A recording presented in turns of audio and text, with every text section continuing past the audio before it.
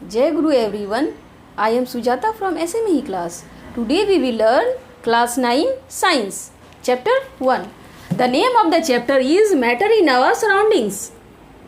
तो इस चैप्टर में हम लोग क्या क्या टॉपिक्स डिस्कस करेंगे एक बार देख लेते हैं. तो हम लोग डिस्कस करेंगे matter, physical nature of matter, characteristics of particles of matter, states of matter, solid, liquid and gas, effect of change of temperature, effect of change of pressure, evaporation, factors affecting evaporation, plasma and Bose-Einstein condensate.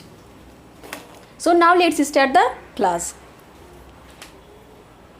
तो नाम है chapter का matter in our surroundings. Means हम लोग के चारों ओर जो matter है उसके बारे में हम लोग पढ़ेंगे. तो मैटर होता क्या है? Anything that has mass and occupies space, उसी को हम लोग मैटर कहते हैं. तो कोई भी चीज़ हो सकता है जो स्पेस ले रहा है और मास है. एग्जाम्पल टेबल है, ये डस्टर है, पेन है, ब्लैक बोर्ड है, कुछ भी जो भी चीज़ है वो सब कुछ मैटर है. Matter anything that occupies space and have mass. They have both mass and volume. Matter को मास और वॉल्यूम दोनों होता है. तो ऐसा यूनिट ऑफ मास क्या है? किलोग्राम.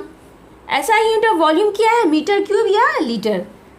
अब है कि इंडियन फिलोसफर जो है, अर्ली इंडियन फिलोसफर मैटर को 5 बेसिक एलिमेंट्स में क्लासिफाई किए हैं. Air, earth, fire, sky and water, जिसको कि पंच तत्व कहा जाता है. उनके अनुसार जो भी लिविंग थिंग या नॉन लिविंग थिंग है वो सब 5 एलिमेंट से बना हुआ है, इसीलिए पंच तत्व कहते हैं. तो एग्जाम्पल ऑफ मैटर क्या हो जाएगा? Chair, table, etc..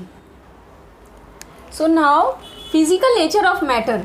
तो फिजिकल नेचर क्या है मैटर का? फर्स्ट है matter is made up of particles. Matter particle से बना है. इसके लिए एक एक्टिविटी है आपके बुक में. एक बीकर में हम लोग वाटर लेते हैं और इस वाटर में 1 स्पून हम लोग सॉल्ट या शुगर ऐड करते हैं. तो करने से क्या होता है? ये सॉल्ट ऐड करने से क्या होता है कि 2 पार्टिकल्स के बीच में जो स्पेस है उसमें ये मिक्सअप हो गया है. यू कैन सी हियर, ये सॉल्ट जो है 2 वाटर मॉलिक्यूल्स के बीच में जो स्पेस है उसमें ये मिक्स हो गया है. तो हम लोग कह सकते हैं कि matter is made up of particles. तो यहाँ पे हम लोग क्या देख रहे हैं? सॉल्ट वाटर के साथ मिक्सअप हो गया है, बस level of water does not rise, level same है. सेकेंड है particles of matter are very small. Particles जो है मैटर का बहुत स्मॉल होता है. तो इसके लिए एक एक्टिविटी है आपके बुक में. सबसे पहले एक बीकर में हम लोग फ्रेश वाटर लेते हैं 100 ml. 2 या 3 क्रिस्टल ऑफ पोटासियम परमैंगनेट हम लोग वाटर में डालते हैं. तो क्या हो रहा है? वाटर जो है पिंक हो रहा है. अगेन हम लोग क्या कर रहे हैं? इस वाटर, इस सॉल्यूशन जो है, ये 10 ml जो सॉल्यूशन है, इसको हम लोग नेक्स्ट अनदर फ्रेश वाटर में डालते हैं तो वो भी पिंक हो रहा है. अगेन हम लोग ये सॉल्यूशन को, इस सॉल्यूशन का 10 ml हम लोग दूसरे बीकर में डालते हैं फ्रेश वाटर में तो वो भी पिंक हो रहा है. इससे पता चल रहा है कि ये थोड़ा सा क्रिस्टल जो है पोटासियम परमैंगनेट का, ये लार्ज वॉल्यूम ऑफ वाटर को कलर कर रहा है. पोटासियम परमैंगनेट का जो ये क्रिस्टल है ये बहुत टाइनी पार्टिकल से बना हुआ है, बहुत छोटे छोटे पार्टिकल से बना हुआ है. तो वो स्मॉल क्रिस्टल में मिलियन ऑफ पार्टिकल्स है, और वी कैन से उससे भी ज़्यादा, मिलियन ऑफ पार्टिकल से भी ज़्यादा, जो कि वो लार्ज वॉल्यूम ऑफ वाटर को कलर करता है. तो ये एक्टिविटी आप लोग डिटोल भी डाल के कर सकते हो, बुक में दिया है. सो हम लोग कह सकते हैं particles of matter are very small. So now characteristics of particles of matter. तो फर्स्ट है पार्टिकल्स ऑफ मैटर व स्पेस बिटवीन देम.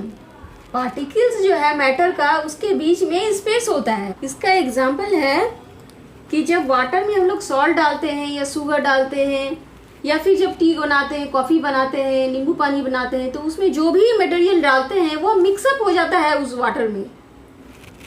ओके जैसे यहाँ पे वाटर में मैंने डाला है साल्ट, तो ये क्या हो गया, मिक्स हो गया, क्योंकि इस दोनों पार्टिकल्स के बीच में क्या है, स्पेस है। इसी स्पेस के बीच में वो सॉल्ट या शुगर का जो पार्टिकल्स है वो आके मिक्सअप हो जाता है। Second, particles of matter are continuously moving. तो पार्टिकल्स ऑफ मैटर है वो कंटिन्यूअसली मूव करता है, कंटिन्यू मूव करता रहता है।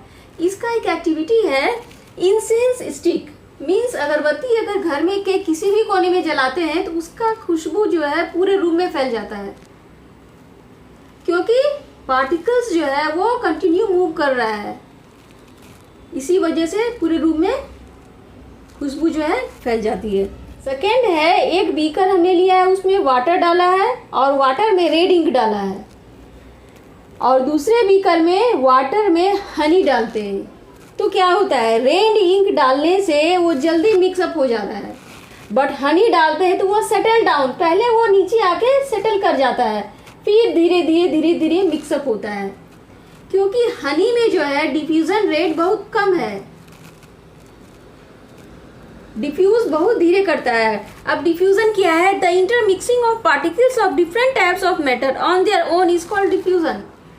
जब पार्टिकल्स जो है डिफरेंट मैटर का मिक्सअप हो जाता है तो उसको हम लोग डिफ्यूजन कहते हैं। तो यहाँ पे क्या हो रहा है, डिफ्यूजन जो है या इंटरमिक्सिंग, मिक्स जो हो रहा है वो फास्ट हो रहा है, बट यहाँ पे स्लो हो रहा है, धीरे वो सेटल हो रहा है और धीरे धीरे हो रहा है। मीन्स यहाँ पे डिफ्यूजन रेट कम है, डिफ्यूजन धीरे हो रहा है, क्योंकि हनी का जो है विस्कस नेचर है, जो है पार्टिकल्स ऑफ जो है हनी का वो क्लोजली पैक्ड है, वो धीरे धीरे मिक्सअप हो रहा है। एक्टिविटी, एक बीकर में हम लोग वाटर लेते हैं, कोल्ड वाटर, उसमें पोटासियम परमैंगनेट डालते हैं, दूसरे बीकर में हॉट वाटर में पोटासियम परमैंगनेट डाला, तो क्या होता है, कोल्ड वाटर में जो है ये मिक्सिंग जो है वो स्लो होता है कंपैरिजन टू हॉट वाटर में। हॉट वाटर में वो जल्दी से मिक्सअप हो जाता है, मीन्स डिफ्यूजन रेट ज़्यादा है।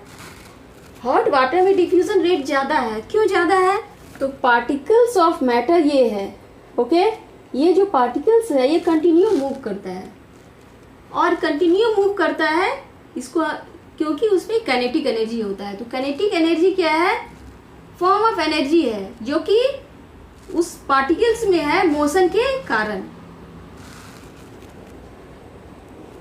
तो यहाँ पे क्या है, ये इधर पार्टिकल्स मूव हो रहा है, इधर हो रहा है। जब इसका टेम्परेचर इंक्रीज करते हैं तो पार्टिकल्स जो है इंटरमोलिकुलर स्पेस जो है इस दोनों पार्टिकल्स के बीच में वो क्या होता है, कम हो जाता है और काइनेटिक एनर्जी बढ़ जाता है। जैसे ही काइनेटिक एनर्जी बढ़ता है ये जो पार्टिकल्स है मूव करने लगता है फास्टली। मीन्स फास्टली मूव करने से क्या होगा, डिफ्यूजन रेट ज़्यादा होगा, इंटरमिक्सिंग ज़्यादा होगा। So we can say diffusion is directly proportional to temperature. Means अगर टेम्परेचर बढ़ाएंगे तो डिफ्यूजन भी बढ़ेगा, फास्ट होगा। Now third, particles of matter attract each other. Particles जो है मैटर का एक दूसरे को अट्रैक्ट करते हैं। तो उसके लिए एक एक्टिविटी है आपके बुक में कि जैसे यू फेस्टिवल में जैसे डांस करते हैं वैसे ही 4 पर्सन्स को हाथ को वैसे ही चेन बनाना है। सेकेंड में क्या किया है, सिंपली हाथ को पकड़ा है। थर्ड ग्रुप में क्या किया है, हाथ को टच किया है। और एक ग्रुप और है 4 पर्सन्स का जो इस चेन को तोड़ने की कोशिश कर रहे हैं। तो सबसे पहले कौन सा चेन टूटेगा, सबसे पहले ये वाला चेन टूटेगा, क्योंकि ये जो है बहुत ही कम फोर्स से एक दूसरे को पकड़े हुए है, मीन्स सिंपली टच है। तो सबसे कम फोर्स यहाँ पे है, इसीलिए सबसे पहले टूटेगा। और सबसे लेट से टूटेगा ये, क्योंकि सबसे ज़्यादा फोर्स से ये एक दूसरे से अटैच्ड है, एक दूसरे से पकड़े हुए हैं। तो सबसे लेट से यही टूटेगा। तो हम लोग कह सकते हैं कि दो पार्टिकल्स में के बीच में फोर्सेस होता है जो एक दूसरे से के साथ रखता है, और ये इसी को फोर्स ऑफ अट्रैक्शन कहते हैं। ये फोर्स ऑफ अट्रैक्शन जो है हर ऑब्जेक्ट में अलग अलग होता है, किसी में ज़्यादा होता है, किसी में कम होता है। एग्जाम्पल एक है आयरन। आयरन नेल एक लेते हैं और चौक है, चौक लेते हैं और इलास्टिक लेते हैं। तो किसको सबसे पहले तोड़ना आसान है? इलास्टिक को स्ट्रेच करने पे वो टूट जाता है। चौक में भी अगर हम लोग थोड़ा सा फोर्स लगाते हैं तो वो भी टूट जाता है। बट आयरन जो है तोड़ नहीं सकते हैं और शेप भी चेंज नहीं कर सकते हैं, क्योंकि इसमें इसके पार्टिकल्स के बीच में फोर्स ऑफ अट्रैक्शन बहुत ज़्यादा है, जो कि ज़्यादा फोर्स लगाएंगे तभी वो टूटेगा या फिर शेप उसका चेंज होगा। Now our topic is states of matter. तो स्टेट्स ऑफ मैटर 3 है, सॉलिड, लिक्विड एंड गैस। तो सॉलिड में क्या है, मॉलिक्यूल्स जो है सॉलिड का वो क्लोजली पैक्ड है, मीन्स दो पार्टिकल्स के बीच में स्पेस बहुत कम होता है, इसीलिए इसको डिफिनिट शेप है एंड फिक्स्ड वॉल्यूम है, डिस्टिंक्ट बाउंड्रीज है। बट सॉलिड में क्या है, अगर हम लोग फोर्स ज़्यादा लगाते हैं बाहर से तो वो शेप चेंज नहीं करता है, और ज़्यादा फोर्स लगाने से वो ऑब्जेक्ट टूट जाता है, मीन्स ये रिजिड है। अब सेकेंड है लिक्विड। लिक्विड में का जो मॉलिक्यूल्स है वो लूजली पैक्ड है, इस दोनों के बीच में स्पेस है, मीन्स इसको शेप डिफिनिट नहीं है। It takes the shape of the container in which they are kept. जिस बर्तन में हम लोग लिक्विड को रखेंगे उसी का शेप ये लेता है। कप में रखते हैं तो कप का शेप लेता है, जग में रखते हैं तो जग का शेप लेगा, ग्लास में रखते हैं तो ग्लास का शेप लेगा। So not definite shape, but इसको फिक्स्ड वॉल्यूम है, और क्या है, फ्लूइडिटी है, मीन्स ये फ्लो करता है। एयर में जो ऑक्सीजन और कार्बन डाइऑक्साइड है वो वाटर में डिसॉल्व हो जाते हैं, मीन्स डिफ्यूजन होता है। इसमें गैसेस का डिफ्यूजन हो जाता है क्योंकि दोनों के बीच में, पार्टिकल्स के बीच में स्पेस है। और जो ऑक्सीजन और कार्बन डाइऑक्साइड वाटर में है वो एक्वेटिक प्लांट्स और एनिमल्स ब्रीथ करते हैं सरवाइव करने के लिए। तो डिफ्यूजन जो है इसमें ज़्यादा है as compare to solid. Third है गैस। गैस का जो पार्टिकल्स है वो रैंडमली पैक्ड है, मीन्स पार्टिकल्स के बीच में बहुत ज़्यादा स्पेस है, वो फ्री है इधर उधर घूमने के लिए। इसको फिक्स्ड शेप भी नहीं है, न फिक्स्ड वॉल्यूम है। बट गैस को हम लोग कंप्रेस कर सकते हैं, हाई कंप्रेसिबिलिटी है गैस को। हम लोग यूज़ करते हैं LPG gas, liquefied petroleum gas, जो कि यूज़ होता है कुकिंग के लिए। दूसरा है ऑक्सीजन, हॉस्पिटल में ऑक्सीजन सिलेंडर यूज़ होते हैं। नाउ है compress natural gas, CNG, vehicles में यूज़ होता है। ये सारा गैस क्या है, कंप्रेस करते हैं एक सिलेंडर में। जब लार्ज वॉल्यूम ऑफ गैस को हम लोग एक सिलेंडर में कंप्रेस कर सकते हैं और ट्रांसपोर्ट भी इजीली हो जाता है। सो हाई कंप्रेसिबिलिटी है as compare to solid and liquid. अब गैस में क्या है, चूंकि इस दोनों के बीच में स्पेस ज़्यादा है तो रेट ऑफ डिफ्यूज़न भी सबसे ज़्यादा है इसमें, दूसरे से डिफ्यूज़ करने की कैपेसिटी भी ज़्यादा है। और इस दोनों पार्टिकल्स में क्या है, रैंडमली मूव कर रहे हैं इधर उधर, तो ये पार्टिकल्स प्रेशर एग्जर्ट करते हैं वॉल्स ऑफ द कंटेनर पे। सो नाउ है सॉलिड, लिक्विड एंड गैस में क्या डिफरेंस है, ये आप लोग को आ सकता है। तो सबसे पहला डिफरेंस हम लोग लिख सकते हैं डिफिनिट शेप। सॉलिड क्या है, डिफिनिट शेप है, बट लिक्विड को नॉट डिफिनिट शेप, गैस को भी नॉट डिफिनिट शेप है। अब ये सॉलिड का क्या है, फिक्स्ड वॉल्यूम है, इसको भी फिक्स्ड वॉल्यूम है लिक्विड को, बट गैस को नॉट फिक्स्ड वॉल्यूम। अगेन है थर्ड, हाई डेंसिटी है, सॉलिड को हाई डेंसिटी है। डेंसिटी में मतलब होता है मास पर यूनिट वॉल्यूम, उसी को हम लोग डेंसिटी कहते हैं। तो सॉलिड में ज़्यादा डेंसिटी है,